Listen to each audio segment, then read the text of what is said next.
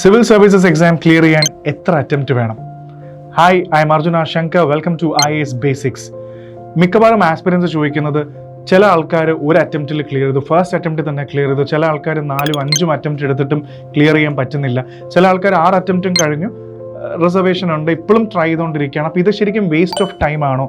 ശരിക്കും അങ്ങനെ ഒരു റിയൽ അറ്റംപ്റ്റിൻ്റെ നമ്പർ ഉണ്ടോ എന്ന് ചോദിച്ചാൽ ഈ ചോദ്യത്തിന് ഒരൊറ്റ ഉത്തരമേ ഉള്ളൂ. UPSC എക്സാമിന് UPSC എക്സാമിൻ്റെതായ ഒരു ഡിമാൻഡുണ്ട്. അത് പരീക്ഷയുടെ ട്രെൻഡ് അനുസരിച്ചിട്ട് പ്രിലിംസും മെയിൻസും ഇൻ്റർവ്യൂ ആണെങ്കിൽ ആ പരീക്ഷയുടേതായ ഒരു ഡിമാൻഡുണ്ട്. നമ്മൾ ആ ഡിമാൻഡ് അനുസരിച്ചിട്ട് വർക്ക് ചെയ്യാത്തടത്തോളം കാലം നമ്മൾ ഒരിക്കലും ഈ പരീക്ഷ ക്രാക്ക് ആവില്ല. ഒന്നുകൂടെ ഓർത്ത് വെച്ചോളൂ, if you are not in line with the demand of the examination you will never clear it.